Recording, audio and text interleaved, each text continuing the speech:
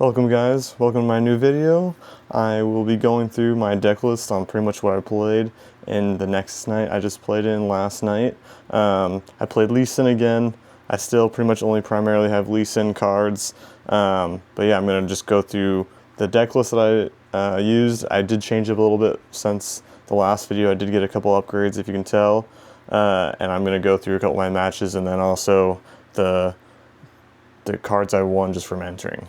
It's just the participation packs pretty much. So to me, these are kind of like the staples in the green and orange. I guess they're mainly green cards, but I would say these are probably staples that you'd probably want to run in every single deck. Again, I'm still learning the game, kind of still going through the locals, but I feel like these cards have probably been, every single time I've drawn them, been useful. So 3 Charm, 3 Defy, 3 Discipline, and then these, I would probably run more of these, but I just don't have them. But they have been good every single time. So I'd definitely say, I don't know if there'd be a 3 of, but maybe I'd probably get 1 more of each because they have been really good every time I've drawn them.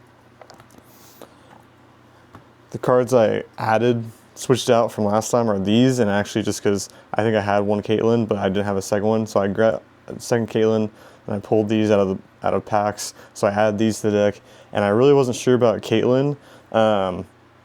And I wasn't sure about this one, but I've seen people use this card really good, and Caitlyn just looked interesting, and I really wasn't sure how it was going to work. Caitlyn is pretty much, if she's at a battlefield, you can tap her, and you can deal her might to another unit at another battlefield. So, in general, I would say the strategy of how this deck has played out from just the Nexus Night I played last night was pretty much take control of one battlefield, get a bunch of units on that one battlefield, and then from that one battlefield, just keep killing the other unit's battlefield. And Caitlyn really helps with that because you pretty much take the battlefield and then you play her at the battlefield, and the next turn you can just keep tapping her to kill the units from the other battlefield. And that strategy actually seemed to work pretty well last night, especially with the other units I've got here. For Udyr, he kind of does the same thing. He can deal 2 damage to a unit on the battlefield. He can give him ganking. That's if you just keep giving him the buffs every turn. So he kind of has the same idea. And also, when you're finally ready to move over to the next battlefield, you can give him ganking, and then he just moves over there. I would say that's how a lot of the games went, is where I just control one battlefield with a Lee Sin with about 5 buffs on it, and then they would never be able to hold for the win, because I'd always just either kill it or I'd move it with Charm or Dragon's Rage. There's a lot of different ways to kill the opposing battlefield without actually having to go there. And then normally I would just win from holding my the 8th point with the one battlefield that I had a bunch of, or I'd just whittle them down so much that I'd finally be able to move a unit over there, and they really just couldn't do much because they just ran out of cards to play with. I did also add a 3rd Kiana. I was able to get a 3rd Kiana. I honestly don't know if 3 Kianas is too much. I did draw it a couple times where it just really wasn't that useful. So I'm still maybe messing around with the...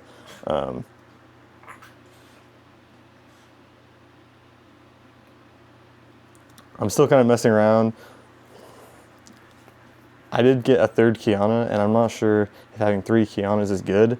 There was a couple times where I drew it and it just wasn't that good to me, but maybe it was just because variance and timing. It does seem like a really good card to start off with, because then you can either channel a rune or draw one, but it's also only when she conquers. So once she kind of conquers once, it's kind of hard for her to reconquer. I'm not sure if she actually fits the identity of the deck of trying to hold down one base. The more I think about it, I might actually replace her. Kept these cards in, the early game buffs. These seem useful. This also just seems good, and also just like early game, if you can get this out. It's like an early 4 might plus buff at 5 might. It seems useful, still not sure. I kind of like this card being able to give my units more buffs when I need it, but also I could see replacing it if I really needed to, maybe with the Defender Poro. See, other cards that I played, Mobilize. This one I feel like I need more playtesting with. This one may be better for a side deck because it's just deal 1 unit to all battlefield. Not sure, might be a better side deck option. These cards over here, I would say I would probably consider taking them out, or at least side decking these for certain matchups. And then these, I just didn't really have any good times where it was that useful. Again, it maybe just be variance. So I'm still messing around with it, but this is the current setup. I did go 2-1 last night, so wasn't too bad. I would say, winning record, pretty good, I guess. So for the matches I had, my first match was against a Lee Sin player. Early game, he definitely took, the early lead. I've never played against a Lee Sin player, but pretty much him being able to just keep one unit on a battlefield and then them getting a +2 was really strong. So it took me a while to be able to build up units in my base until I could actually move out and take him. He also had the battlefield that was pretty much every time he targeted one of his units at a battlefield, he would draw a card. So he just had one unit there, and he kept targeting it with reaction spells, and he kind of gained a pretty sizable hand lead. Over time, I was able to build up a pretty big Lee Sin, and I kind of just moved my units out there, and then I kind of had the Caitlyn strategy of just kind of killing things on his other battlefield, because if I never had to actually go into battle with it, then their might wasn't that big. So I ended up winning that game, but it was definitely a close one, and it was definitely off the back of having a Lee Sin that was really big. My second match was against a Teemo player, and that game actually, it started off, he got to 5, it was 0-5, he had 5 points, so I was super behind, and he pretty much had both battlefields controlled, hidden cards on both, and he had Kog'Maw on one side, and I think he had a Vision Portal on the other side. So it was looking pretty grim, and I actually decided to go to the battlefield that didn't have the Kog'Maw on it. The one with Kog'Maw, if you don't know, it has like a death knell where it deals 4 damage to all units when it dies. So actually, I had Caitlyn in my hand. Caitlyn came out clutch again. I pretty much built up a Lee Sin that had a lot of buffs on it, moved to the battlefield, and then I played Caitlyn, and then the next turn I was able to kill the Kog'Maw with Caitlyn's effect without having to deal with the death knell. So that actually ended up being really good. He then was able to play a really big Mundo, but I was able to use Udyr to stun it and then charm it to my big battlefield, and it pretty much just killed it very easily with that combo. So there's a couple interesting combos in the sense of taking control of the battlefield and then, forcing with Dragon's Rage, Charm, or Caitlyn just their units to it and then just like pretty much killing it. That definitely was a strat. And I think that's kind of why this On Guard card never really came to play, because most of my units were all clumped together on one battlefield. So one against the Master Yi player, one against the Teemo, and then I went up against a Victor player in my last game, and kind of the same scenario that happened with the Teemo, where I lost an early lead and he had a bunch of points, and he pretty much got to 7 points and I had 2, and I pretty much had to keep control of one battlefield, and I made a big misplay in not tapping my Lee Sin. Every turn I had free points or free runes to tap him to give one of my units a buff, and I actually lost the game on his turn because I didn't have enough might on it. But if I would have gave it the might, then I would have been able to hold out. I would have been able to continue the game. But unfortunately, I misplayed. But that's kind of what the Nexus Nights are all for, is just to like learn, get better, so you kind of learn these things. So overall, in the night I went 2-1. I was pretty happy with the deck. There's definitely still things I would cut and change out. I did pull one of these Seal of Focus cards, so haven't really been able to use it that much. I didn't even get to play it at all.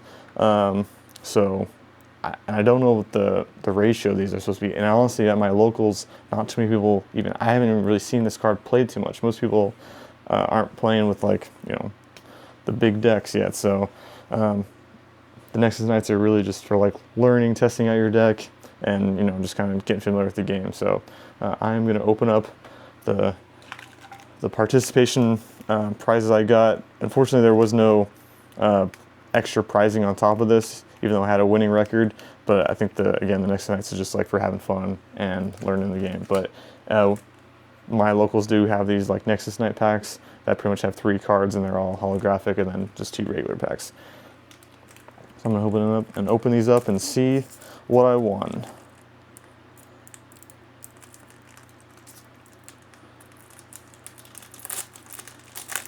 Let's see what we got. See something shiny.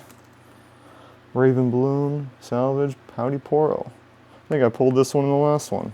So now I have two.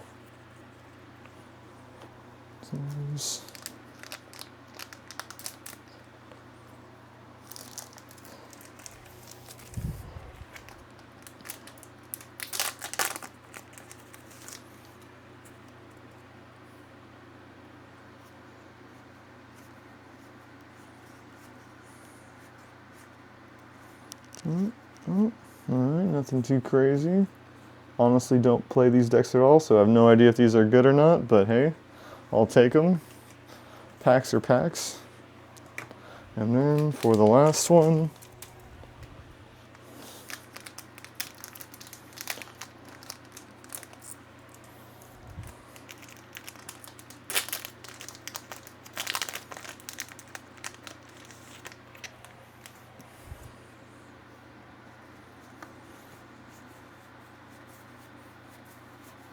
oh, another Kiana. There we go.